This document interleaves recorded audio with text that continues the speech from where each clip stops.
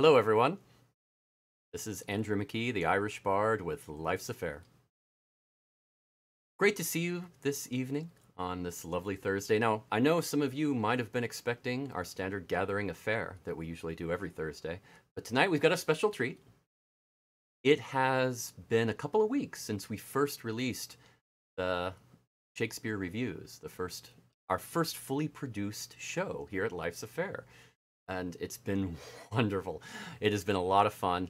We had a wonderful red carpet gala beforehand and a lot of fun with that too. But one thing we have not done yet was tell you a little bit about the behind the scenes and how all of it came about and how Shakespeare and I approach reviewing movies. And I thought that'd be interesting to people. I know I like that kind of thing, so that's what we did today. Now, I do want to tell you something first though. If you like what we're doing here tonight and you think you might have some friends who would like to see it too, please go over and share our page on Facebook. You can just click on the little share button that's either below or to the right of the window you're watching, depends on how you have it set up. But just, yeah, click on that and share the page to your page and let all your friends see, hey, this is what's going on, so they can enjoy it too. We'd appreciate it. It supports us a lot, so always appreciate it. If you're on YouTube, you can click on the subscribe button if you haven't already, and you'll be able to hear more about upcoming shows that we have. So definitely thank you. I hope you enjoyed tonight. It's a lot of fun to tell you about how we do a show, and I hope you enjoy it. Well, hello, everybody. Welcome to our Thursday show. This is going to be a special show. It's our Shakespeare Reviews review. I know, right? It's going to be crazy. So we noticed that we didn't really go into a lot of the history of how we put this show together at our red carpet gala and special that we had when we first released Shakespeare Reviews, the first fully produced show that Life's Affair has done. So we thought, I know, right? So we wanted to go ahead and have a special for that and a little sneak peek at tomorrow's new release that will be out first thing in the morning.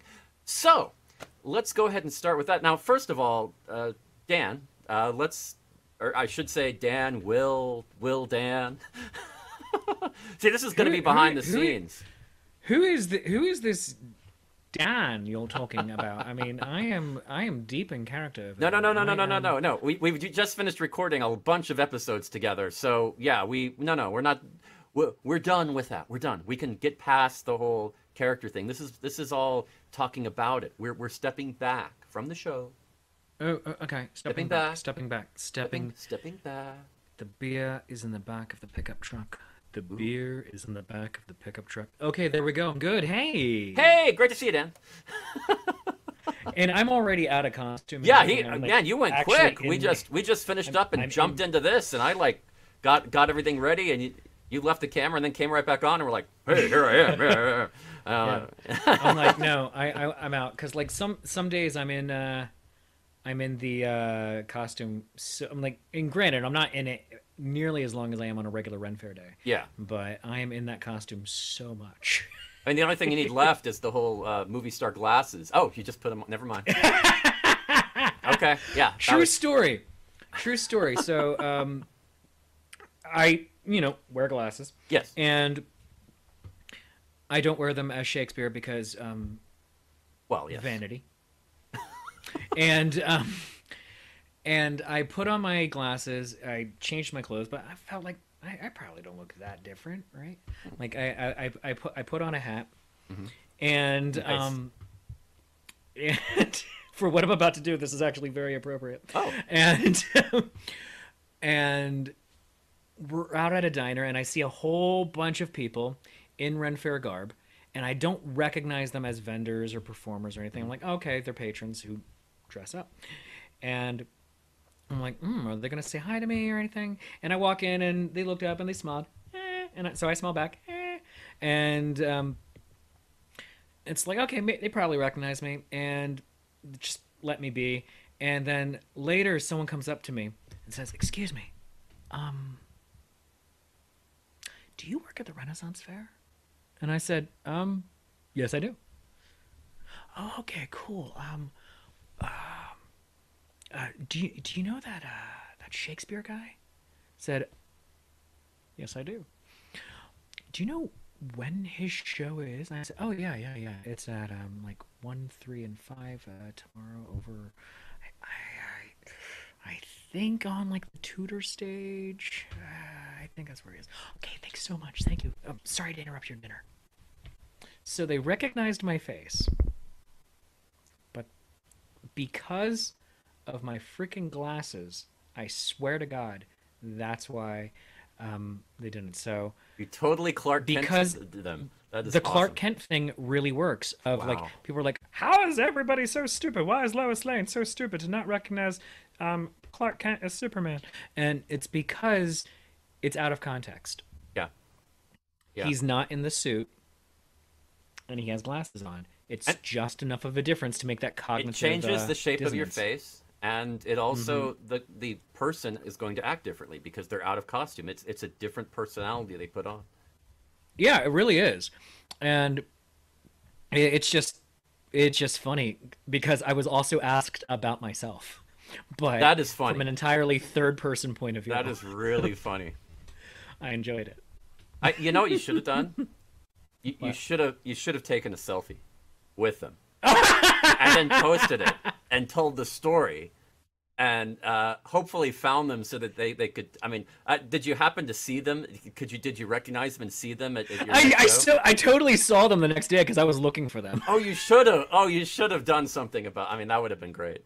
That would have been No, great. what I said to them after, because they came up after the show like to buy a fluffy kitten love grenade or something, or maybe just to say hi, throw $1 in my hat.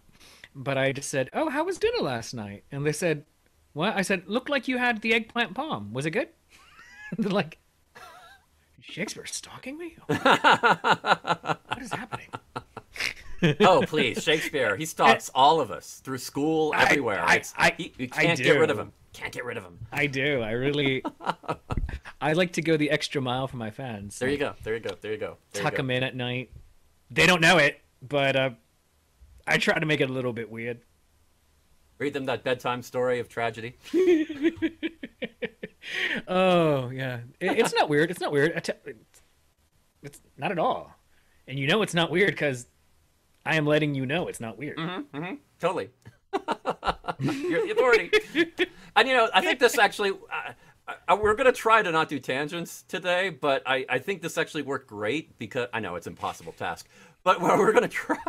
But I think this is great because it actually leads into what I was going to talk about first, because the whole Shakespeare Reviews show, the whole concept was, well, I was talking with Lee about you being on our show, and you back several months ago, and you did a great job adapting your show to an online form. I mean, I think that was one of the first times you'd done that, I believe. It was the first time I did a full length show. Yeah. Yeah. Yeah. I did Romeo and Juliet, the Flying Implement of Doom edition. Yeah. And And yes, for, internet. and All for of those my of you shows sound watching, like they are you know, DVD I'm, titles. I'm sure there's a link in the chats now, the chat now, about how to access that show if you want to watch it again. But yeah, I mean, it was great, and we were talking about that, and Lee just got this expression on her face, and she was just like, oh my gosh, you know what we should do, and that's always going to be a great idea when one of us says that, and she just said we should have, because we were talking about movies, I believe, at the same time. Yeah. And she said we should have Shakespeare review movies that were based on Shakespeare plays. I was like, oh, I'd love to do that with them. That would be awesome. And we just started fleshing it all out and talking about it and brainstorming like crazy. And then I immediately, contacted you because it was, we both said if we do it, it has to be Dan. It has to be Dan. We won't do it with anybody else. And that's Well, kind of yeah, why, 'cause- because you've just done that Shakespeare thing for so long. You're so good at it. Thank you. I also would have been personally greatly offended if you didn't, because I'd be like, he knows me. I've known this guy. Yeah, I would have on just and taken off the since magic marker and gone, 2015. drawn the little goatee on my face and said, "Why, hello everyone! Oh, I'm Shakespeare." I would watch that show. I know, Honestly. but only to make fun of it, I'm sure. You are now pitching a better show. This is the thing. Well, no, what's going to happen is one of these days, we're going to have that week where something happens and you're going to be sick or there's going to be a problem or you're going to be in Bermuda or something. And it's going to be like, what do we do? What do we do? We need a show. And I'm going to be like, I can do this. And I'll go back and forth in between each one, and I'll be like, "Hello, what did you think? What did you think, Shakespeare? What did you think, Will?" And then I'll be like, "Okay," and I'll go to the other side, and well, Andrew, I don't really think that was a good idea. Really, that was really insane. I don't think that would have been good, and I'll tell you why. Because Shakespeare knows what is best in Shakespeare. He does, and since I am Shakespeare. Ergo, I know best. So I think you're going to have to take my word for it. That is a very good point, Will, and I think we're going to have to go with that because I don't know how else to. And that could be fun. That could be fun. I might have to do that sometime. I don't know what part to respond to on that. That's your impression of me, or okay. To be fair, that was my bad impression of you. I was trying to not be too accurate because there's a good impression of me. Well, I like to think I could have done a little better. Okay, but no, I was being I was exaggerating on purpose. So the reasons I'm not there, that week, are because I'm sick or in Bermuda. Well, those were the two options that popped in my head. I figured, Shakespeare cruises, and you're on a cruise to, Shakespeare cruises. Yeah. Oh, sweet baby Yoda. Oh my God, that's amazing. Oh, come on. I want to make this. No, I want to make this happen somehow. They had Austin Land. Why wouldn't they have Shakespeare cruises? I mean, come on. You're right. And when you're right, you're right. And you're right. Yeah. Okay. How can we promote Shakespeare cruises? Oh, now we're going to go do a thing. Okay. That it doesn't. You brought it up. You brought it up, dude. How can we promote Shakespeare cruises in such a way that it doesn't sound boring? Because that is the challenge of having a show where Shakespeare is in the name. Well, first of all, it could be a cross between an experience for people who want to be actors. I mean, it could be a cruise for actors, for kind of like a workshop type of thing where you get to have fun being doing Shakespeare or understanding Shakespeare, or it could be more of a workshop type environment. But I know that would appeal to a very narrow demographic, but they are rabid. Okay, so I get kind of like Austin Land, actors, where you get to be a part of it, but so I get a bunch of actors to pay me money to take a cruise. No. Learn from me. No. What? Don't not actors. People who want to be actors. Oh, so it's a pyramid scheme. Okay. Oh, it starts. Okay. Now, for those of you watching, this is sometimes how our show is. If anyone's left. If there's anybody, this is sometimes how we go. Okay. Where were we? Oh, yes. The show started back several months ago, and we talked with Dan about it immediately, and he got really involved and was really loved it. I mean, I think you were very enthused from what I remember. Oh my God, I was so excited. I mean, you got the concept immediately, and we're like, whoa, yeah, let's do this, let's talk, and we continued brainstorming sessions and went into it, and then we went on with pre-production and went into all of this different aspect, and it flowed really well. We postponed a couple of times because we wanted to get it right, and I'm glad we did because I feel like it really is right now. I really like where it has gone, and we had a lot of fun doing it. I mean, so far we picked some great films. We started out with Romeo and Juliet from 1968, and then we went into Hamlet from 1948 with Laurence Olivier, and tomorrow you'll be, the day after this, so the third episode will be Scotland, PA. Oh, such a great episode! And such a great movie. I mean, it's going to be so much fun. And it was a lot of fun to talk about because it was an interesting film, and that's always good. So and then we have a bunch coming up after that. So Yeah, cool stuff. And we're just going to keep doing it every week. It's a weekly show, and that's going to be the charm. And hopefully it'll introduce a lot of you to some different movies that maybe you hadn't seen before, or reintroduce you to some movies you might have seen in high school to get you thinking about Shakespeare, and maybe let you think about it in a different way. Because I know that when I watched movies in high school, I look at them a little differently now. Yeah. I do. I mean, you change. The way you view the world changes. So yeah, definitely something to think about.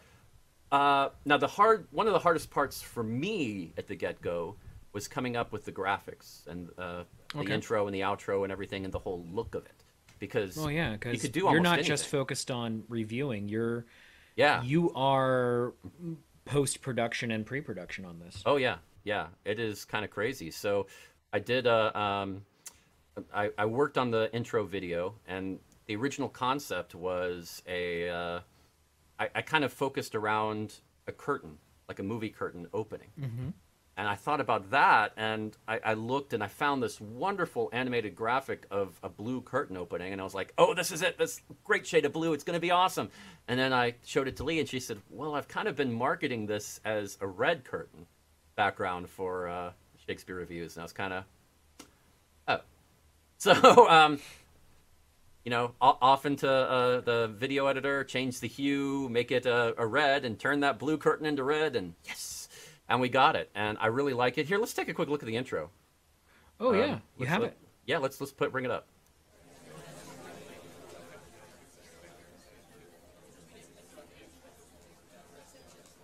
And yeah, you can kind of see the Life's Affair logo, the new version that I put up on there. And I love how the curtains open up. And I'm going to pause it for a second here, and just to kind of describe Dan.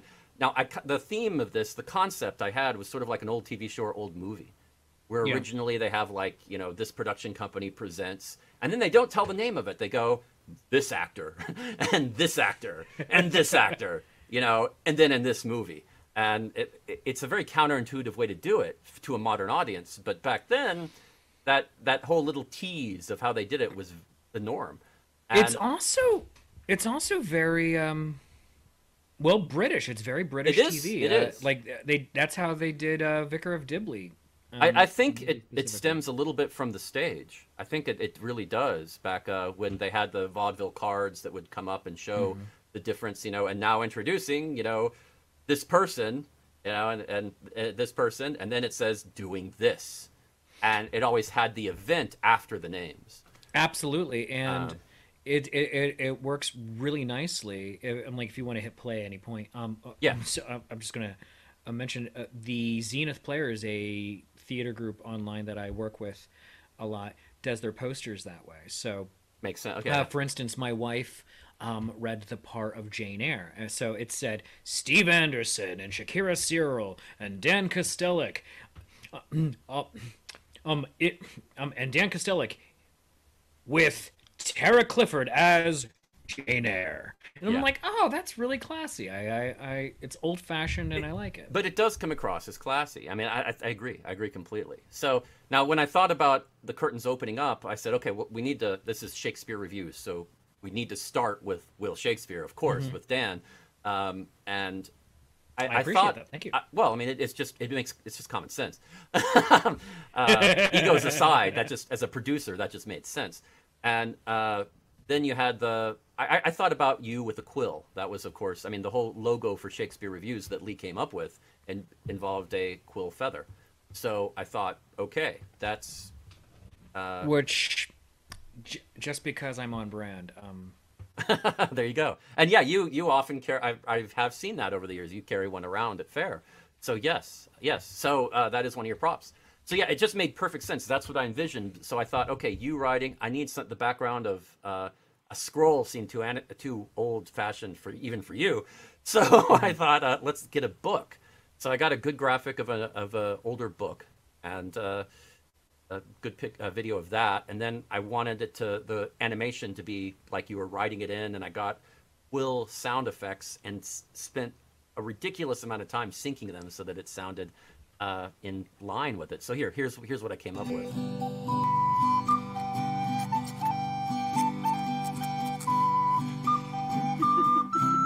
And you know that the whole way, the way the curtain kind of covered a little bit of the text on the Yeah. sway. I mean, to show that it was still in front of it. I mean, it was total accident. I just was like, tried it a few different ways, timing wise, and then I saw that and was like, oh my god, that's perfect. It just It looks had really that. cool. It added that three-dimensional effect that I really liked, so it worked. Now for me, I thought, okay, I'm next. Andrew McKee, the Irish Bard, thinking Irish rolling hills, beautiful greens, all that, and it just nothing really jumped out at me that said this people will get this. I mean, it just didn't. It was too generic a little bit. I finally came across a video from the Cliffs of Moher, which I've been to in Ireland. That Oh, is nice. gorgeous. It's gorgeous, and I thought, oh, that would work. Right? I was like, nobody's going to know where that is unless they've been there, because it's a very you'll recognize it. It's very distinctive. But if you don't know it, it's just some cliffs. It could be Dover for all they know. They don't know.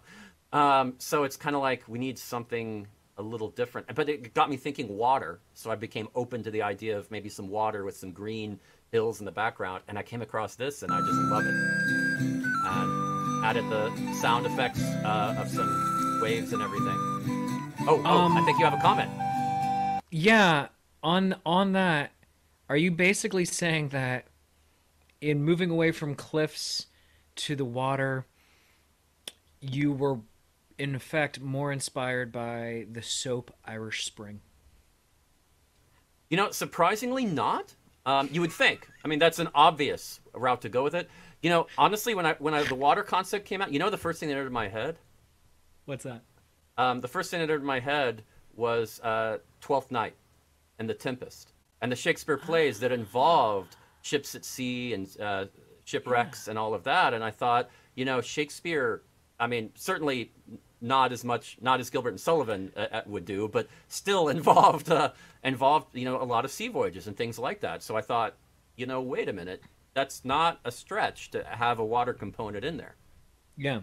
So I thought that that might be good to have land and water as a little bit of an all-encompassing Oh, yeah, I element mean, to just- include the scope of the locations in your plays. There's always a sea voyage or Yes. talk of a sea voyage Yeah. or a shipwreck or Exactly. it's in all over the place. It's often sometimes the cause of a situation in the play. The main, this is what brought all this about. Yeah. And I love that. I mean, so yeah, I mean that's where my brain was. That was a lot of where the inspiration came out, and not the obvious choice, Irish Spring. See, now that you mention it, I'm like, why did my brain not go there? I'm going to analyze that. That's really strange. It should have. Should have. Now that I think about it, yeah. But anyway, this next one, I was looking for a video of like a balcony. That's where my brain was, and I was thinking I need a balcony scene because the first movie we were reviewing was Romeo and Juliet. So I was thinking balcony, obvious Shakespeare choice, and they had standard balconies. None of them appealed to me. And then this came up with. They listed it as one of the descriptions was balcony. A little, kind of. But I love the flow where you slowly walk forward on it, and it just had a very serene quality, and I love that. And it was a great place to show the Shakespeare Reviews logo that Lee came up with. And so I added some background sound effects, some a little bit of light wind and bird noise. You can hear it if you listen. Over the music, but it just worked so well. So.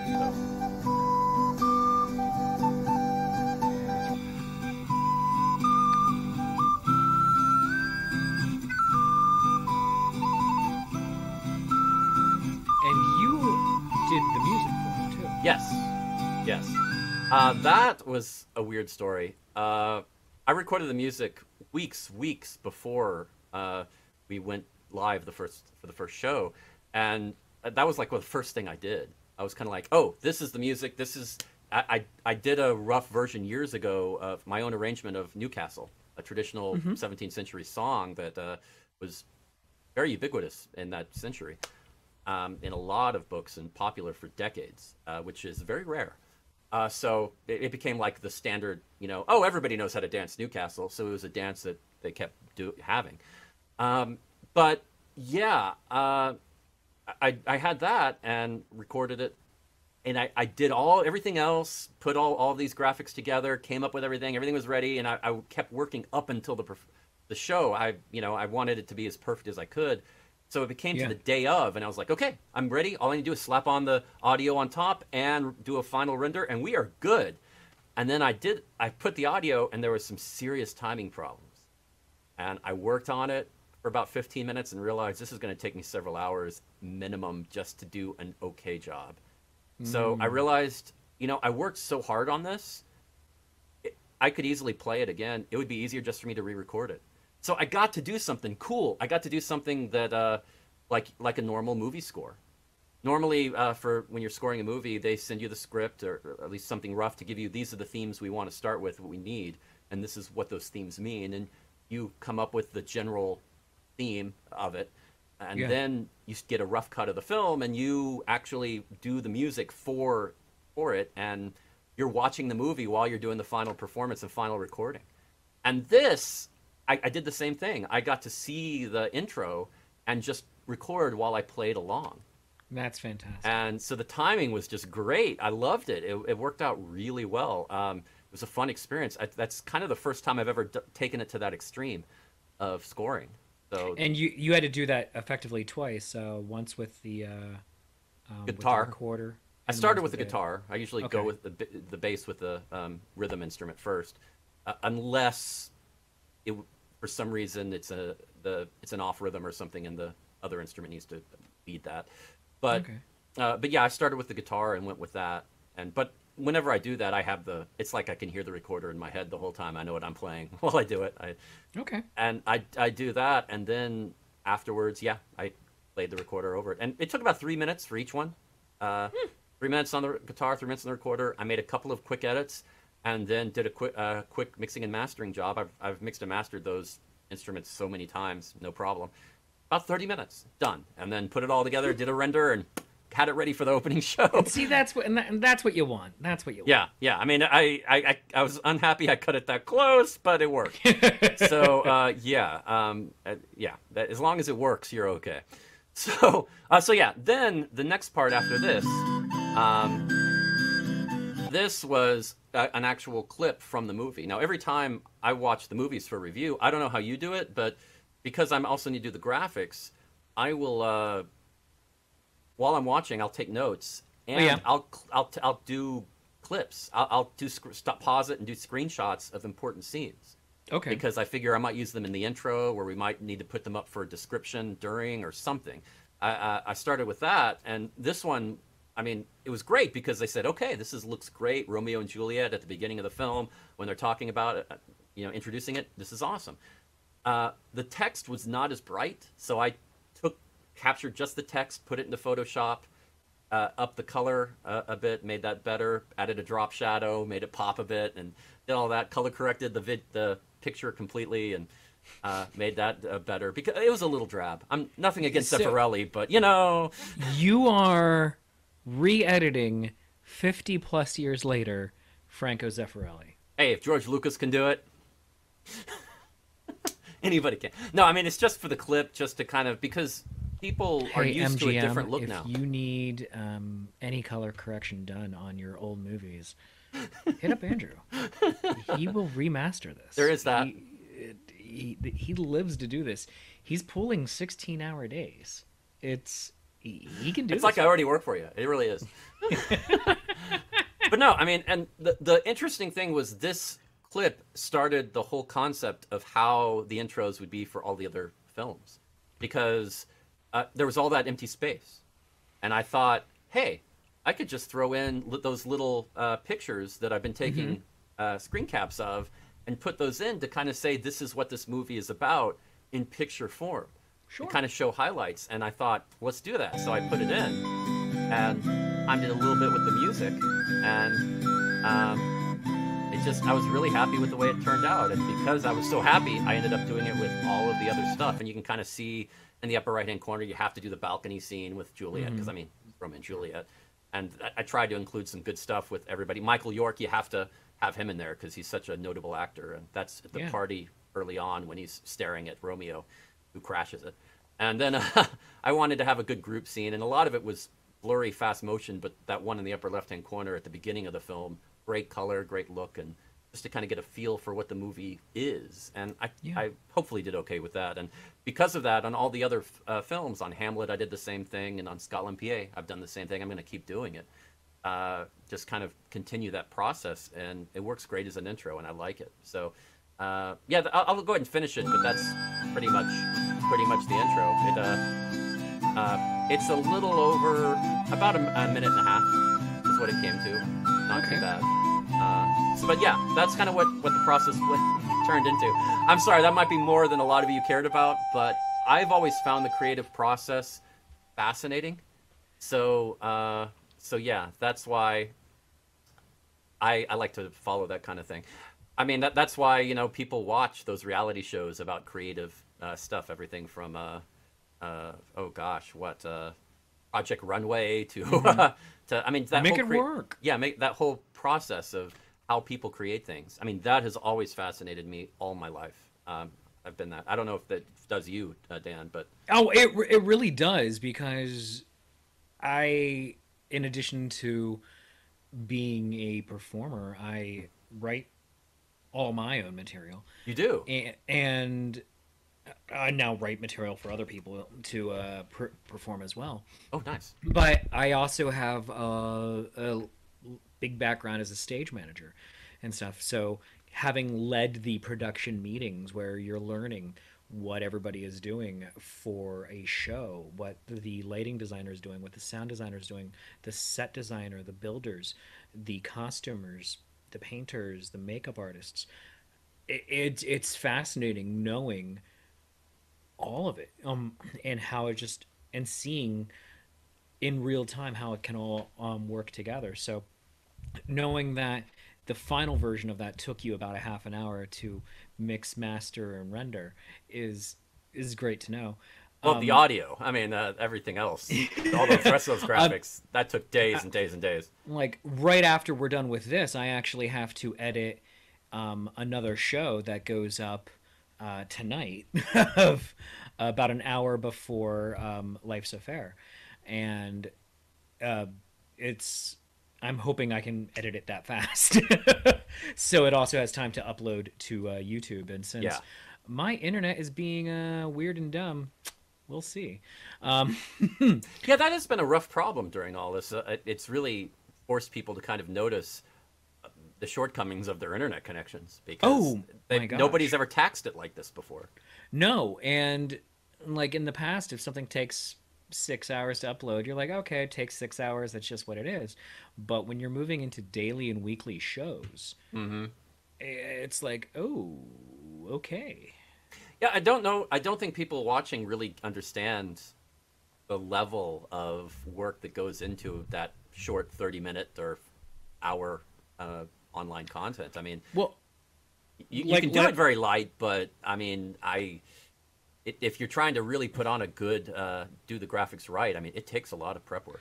Well, let's look at Romeo and Juliet. The running time for that film is 2:20. That sounds right. I think it's a little something like that. Yeah. So that means combined, we put in nearly 5 hours of watching. Yeah. And then, I mean, but you paused. I mean, I paused it for I did not and pause. notes. I did not pause. I was just taking notes the entire time. It's probably about 3 hours for me, because I paused it for screenshots and I paused it for notes. And so you have now 5+ hours of watching and note taking. You have the half hour ish of recording time. It was either that one or Hamlet, which we had a little bit of an issue with getting everything to work. Yeah. And then the editing that Andrew does. But then I'm also recording. I mean, this notwithstanding, this part we're doing right here, I record my side entirely separately on a different camera and then upload it over to Andrew, which my internet hates me lately. So it's a matter of it getting uploaded. I think the last one took something like 17 hours in order to fully upload to you, and it's just like it's a half-hour show. If they fix your internet and really get it going, we may start recording it live, so you don't have to do that. I mean, I think this this setup here is pretty good. I mean, if you can up a couple of notches on your upload speed, I think it'll work fine. I'm hoping, fingers crossed. Yeah. Creek, God willing, the creek don't rise, and the internet holds out, and also gets improved. So we shall see. Yeah, always good. But Always good. it would be a real boon. But yeah, it's a lot. And then not to sound like I'm kvetching or venting here, but so much goes into this with so relatively little return. And I don't mean just like Life's a Fair or anything, because this is very new for us. So hopefully down the pike there will be a lot of return in terms of viewers, Yeah. and just remuneration, etc.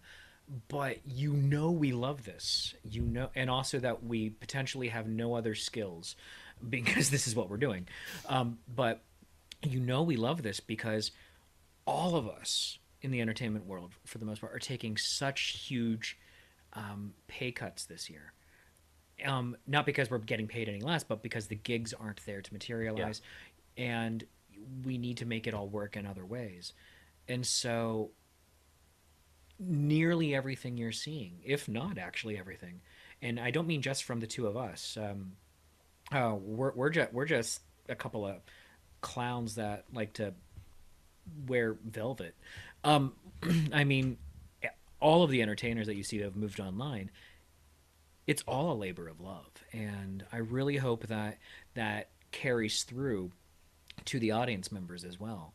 That they see that we're into this just as much as we hope that they are. That is, I totally agree. I mean, that is why we called our channel Life's Affair, because for Because every day us, should be a fair day. yeah, every day should be. I mean, it's what it feels like. I mean, it's this is a it's a concept of expression and community, which once you get into and you embrace, it's impossible to let go. I mean, Oh, you it love it. really is. And You love it, and it becomes a thing. And that's what we tried to convey with the name and how we do everything. like I don't know about for you, but for me, Mhm. it's gotten hard. This lost year, um this quarantine period, the corona apocalypse, whatever you want to call it, the murder hornet season, I don't know. The fall has been particularly hard for me so far. Spring, I don't have a lot of shows. Yeah, My shows pick up in late spring, early summer, go through summer, and then fall and wrap it up, usually with Louisiana at the end of the year. And that's how I go. So my first 3-ish months are very light. I'm doing school shows and libraries and that type of thing.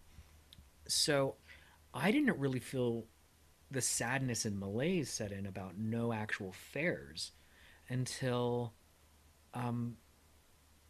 the New York Renaissance Fair was supposed to start uh, in mid August.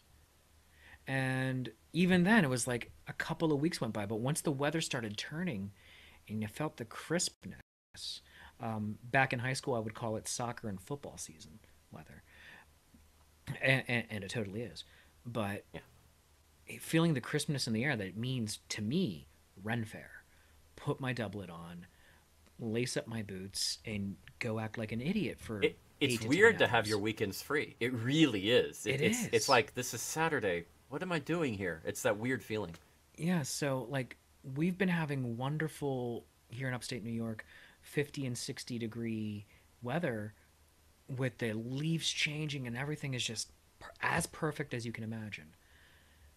Except that Mm. we're having to maintain separateness and can't have the events. And so I use my Ren Fair boots for hiking now because they're, Yeah, they're good for it. yeah. It's kind of funny. I got a new set of Ren Fair boots uh, on I think it was March the 3rd. Yeah. Oh yeah. Yeah. Leather, the new good ones. Yeah. I ordered them back in uh, back in November, and I finally got them in, and I was like, oh right, and oh no. It just, yeah. I mean, yeah, it was weird. I understand because I prepped for so much this year. I really built up a lot of equipment and plans to kind of say, okay, I've hit this point. Now it's time to really up and go over here and do all of this other stuff and up at a few levels.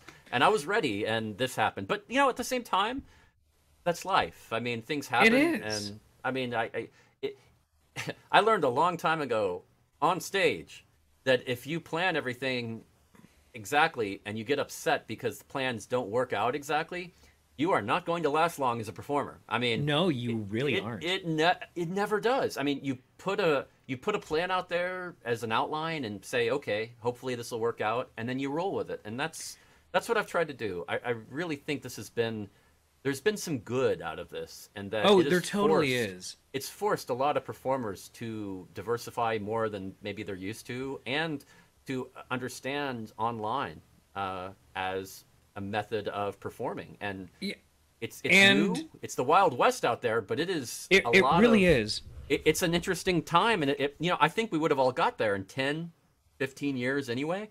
But this just pushed everybody into the deep end to learn how to swim immediately.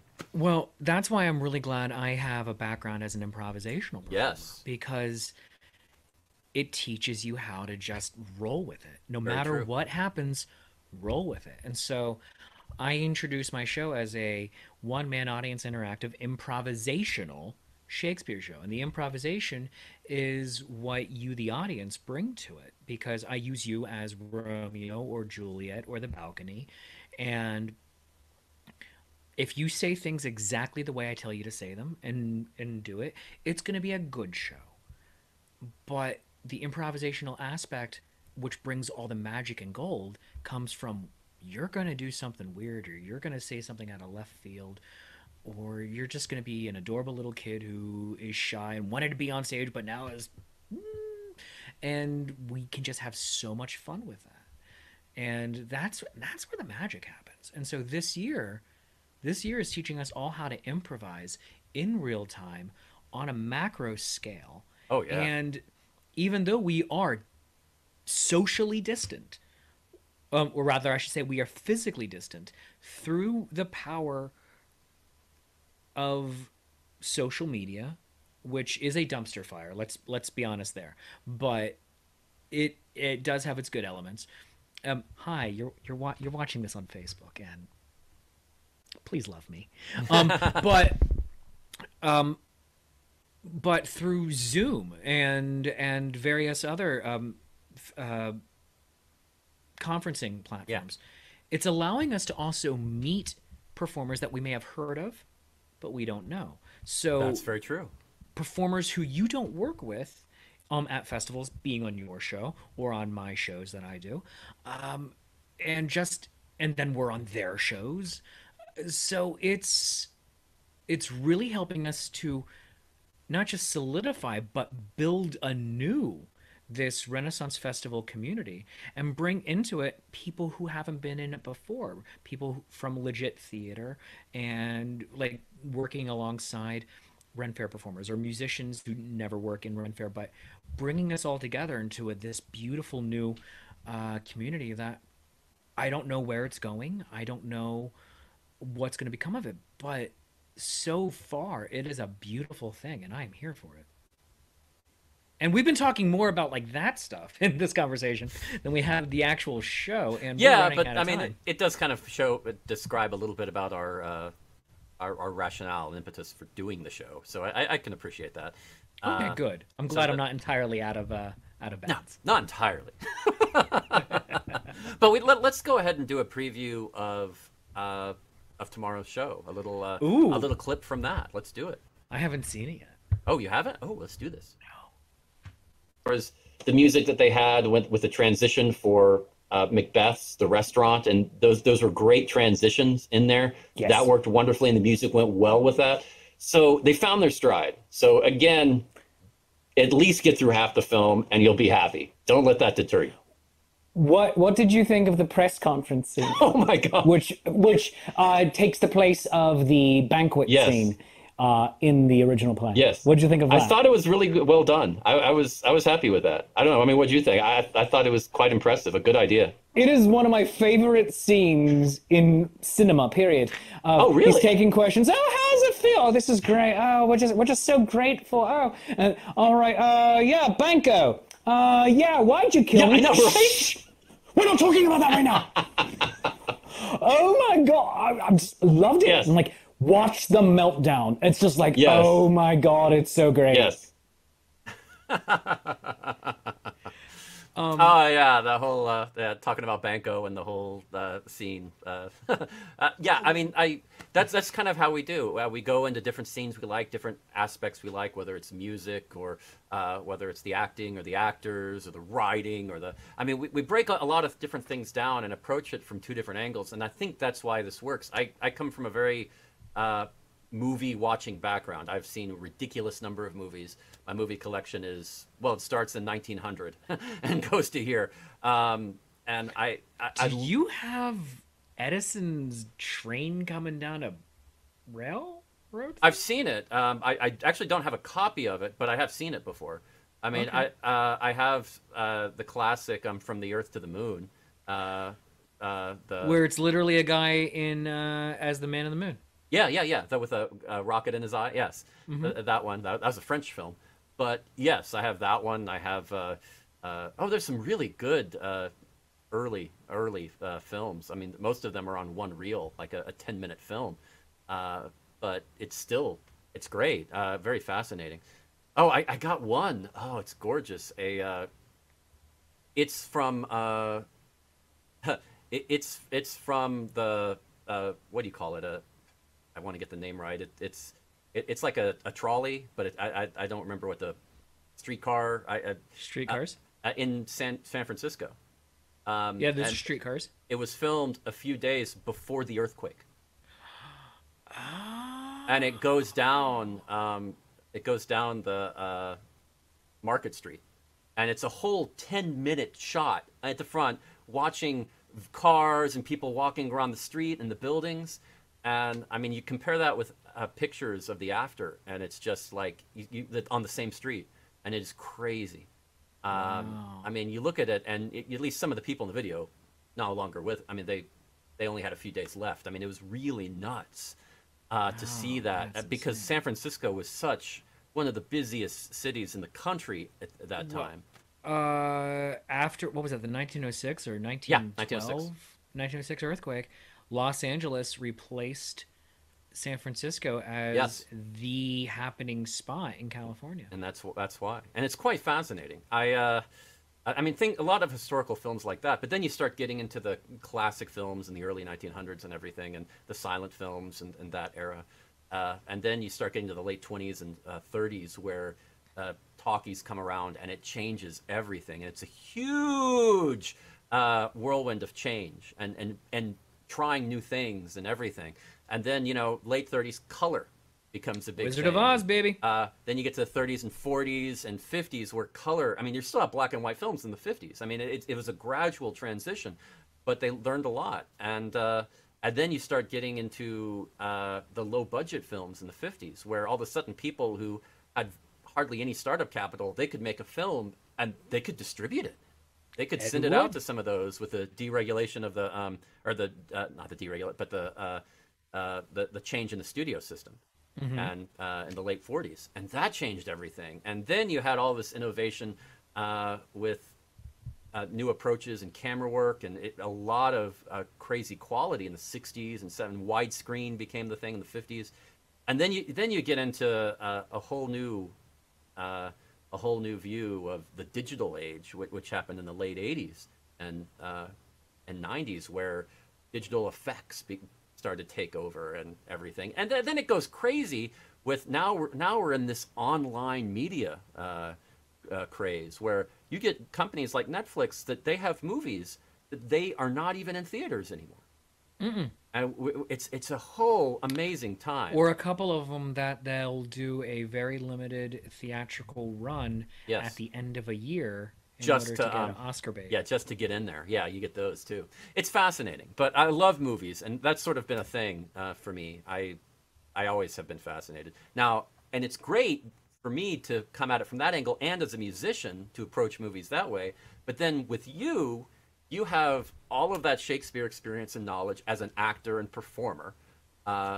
You know, I have never really been. I've never been a professional actor in any way. Okay. Performer, yes, but actor, I really plays in high school, but that's really it. So you have that musician, yes. You have the acting side covered, and the Shakespeare knowledge well covered. And yeah, I mean, it's we kind of cover it from both ends, I think. So I really like how that works. I mean, I like the dynamic. It works really Mm-hmm. and we both have a decent amount of technical knowledge in Yes, terms of yes, just you're how right. this is made, if only because of everything that we're doing now. It's giving us an appreciation for the hard work that all of the technical artists put into those shows, into Very those true. movies. Very true. I mean, I usually the actors are the ones that get the credit. Sometimes the director gets a bit of the credit, but there's so much from other people that I mean, without them, yeah. I mean, the actors really couldn't do anything. It No. just from the uh, yeah, just from the cameramen uh, uh, to the artists to the special effects people to the I mean, it's crazy how much work goes into it. I It's such a process and such an industry. I mean, I think that's why they call it the movie industry because there's Yeah. so many layers to it. And you know what's interesting is now people like you and I and other people in the fair world, we're trying to replicate that industry with just one or two of us going into it, and it is crazy. But luckily, It's technology has bridged that insane. gap a bit. Oh, it really has. It helps. It allows us, just regular folks learning on the fly, how to perform for the camera, how to read copy, Yes. how to work all the technical sides, especially if you're doing it live, how to maybe bring in comments from people or how to switch cameras, how to bring in pre-recorded footage all at the same time and try, and that's the optimal word, to make it look smooth. And if you're lucky, you have someone working with you behind the scenes Yeah. to be able to do it. But like in my case, I am my own engineer on my shows. I'm my own social media person. So I am running everything myself, and trying to make it all work at once doesn't quite work. So what I'll do is I will go in and then like respond to comments later on things. But Well, I've it's seen you it's a lot. respond and do stuff on the fly while you're hosting a show, and you'll do stuff in the background and do it, and you can't even tell, and all of a sudden stuff pops up, and I was like, he just did that. How did he just do that? Thank you. Oh well, most I of the time when I can make it look smooth and seamless, it's Mhm, if on one of my shows like the happy hour or the coffee break, mhm. I will make my guest have the full screen, and then I mute my mic so you don't hear me typing, That's smart. and thus make it look See, and that's the perfectly trick. I smooth. mean, you've learned these things and done that. Because I That's don't good. want to see you. I don't want you to see me look like I'm losing interest in what you're saying, and now going. Yeah, Uh, I want you to just think I'm giving you the solo, and you know that I'm typing, especially like if I'm putting up particularly snarky jokes into the comments or something, and you're like, no, that's still him. But that was on the fly. yeah, That's yeah, yeah, still yeah, him. totally, totally. But um, I don't want it to be obvious. Yeah, yeah. Yeah, I'm but I'm spoiled. I have Lee on the other end doing the comments and chat and handling that. jokes are almost never snarky either. God love her. But no, yeah, Lee does a great job with that. She's so amazing with the keeping all that in line and doing a lot of the online marketing and everything on our Facebook page. Yeah, I mean, we really are a good pair that way, and thank You really goodness for are. her. Thank goodness. Wouldn't be able to do this without her, for sure. So yeah, the fact that you're doing alone, quite impressive. Yeah, and that I It's recommend that to a little. everybody who's trying to do this. Is if much as you can. I mean, it's like the classic songwriting routine. You know, you're either better at lyrics or you're better at melody. You know, pair up with somebody who's good at the other one. And Yeah, get that very much. Get that collaboration going, and because your work will be better if you can pull it off. Now, if you can't, hey, it is possible to work it like Dan does, and you know, be the have more hands than you think is humanly possible, and do it. But yeah, like you said, it is hard. It is very difficult. I recommend for a lot of things have stuff pre-written out, and usually that's like social media stuff. Oh yeah, so totally. that you can copy from one side and paste it into the other real quick. Definitely. I highly recommend that. Well, I hope everybody liked the preview from tomorrow's show. It is And a technical how-to for doing and a technical your own how-to. YouTube show. And that's the thing to remember. We get in tangents. We'll talk. We'll say something. Yeah, it's kind of like Star Wars. And next thing you know, we're talking about Star Wars for 5 minutes. We didn't talk about Star Wars once. And it'll happen again. We'll jump into Star Trek. We'll jump into we'll jump into John Wayne as a serious actor. We'll jump. I mean, you never know. See, the beautiful thing is that there's so much to draw from geek culture, from fair culture, from movie culture, from history, from whatever. I mean, there's so much to draw from, and you know, surprisingly, we're reviewing Shakespeare, so we feel compelled to use simile, metaphor, and analogy as much as possible. So, really? I mean, we have no choice, so we must keep doing that. But we yeah. are such stuff as dreams are made of. But definitely tune in tomorrow morning for our premiere of Scotland, PA, with Shakespeare Reviews, and I think you'll like it. It's a hard movie to find because it was a bit of an indie film. You can find it on YouTube. They do have the whole movie there. You can also purchase it on Amazon. That is a possibility, but as of now, I think those are the only two options. So I think they might check be. that out if you want to check it before tomorrow. I know you and I are also going to do a watch party in the afternoon, right? Yes, at 3:05 Yes. p.m. Eastern time, over on my channel, Shakespeare Approves. Yes. So on Shakespeare Approves, we'll be watching Shakespeare Reviews. Yes. Join us for the watch party, 3:05 in the afternoon Eastern time. Yeah, definitely. And then Andrew is also going to be joining me tomorrow night or tomorrow afternoon, depending on where in the country you are, on my channel, Shakespeare Approves, for the Shameless Self-Promotion Happy Hour. This is true. I mean, not that we have anything to promote, but we'll give it a shot. No. No, I'm kidding. We have lots. Speaking of promoting, if I can real quick. Yeah, go ahead. I hope everyone, if you're intrigued when I said I do a audience interactive one-man improvisational Shakespeare show, this Saturday, 1:30 in the afternoon, I will be doing the Shakespeareans, Romeo and Juliet, The Flying Implement of Doom edition, which is my audience interactive one-man improvisational Shakespeare show that normally performs at a Renaissance Fair show that I'm doing on Zoom show. So we're going to be trying to recreate the audience interactivity that we have at a Renaissance Fair, but doing it all on our cameras. You can get tickets on Eventbrite. It's called The Shakespeareans. And also just go over to my Facebook page, facebook.com/Shakespeare Approves, for more information about that. And tickets are only $10, whether you're buying it for yourself or for your family, because just watch it on the device. It's fine. Yeah. Just everyone gather around the laptop children. And it's family friendly. And we're going to have a good time. Nice. Definitely check that out. And yeah, always fun and to hang out and talk with you. I mean, I know we're going to be doing Shakespeare Reviews week after week coming up. Let's see, coming up next week, I should say. I believe we're going to be doing the 10 Things I Hate About You. The Things I Hate About You. It's either that or Rosencrantz and Guildenstern. Oh, right. No, Rosencrantz and Guildenstern are Dead is next week. Yeah. And then after that, you're right. Yeah. Then the week after that is 10 Things I Hate About You. Oh, I believe. Fantastic. So I think that's what we're doing in that order. I don't control the order of when things happen. Sometimes I don't feel like I do either, although technically I'm supposed to. And we'll have a few more movies. Other than that, we're doing, let's see, in no particular order, Othello from 1995, so classic. With Lawrence.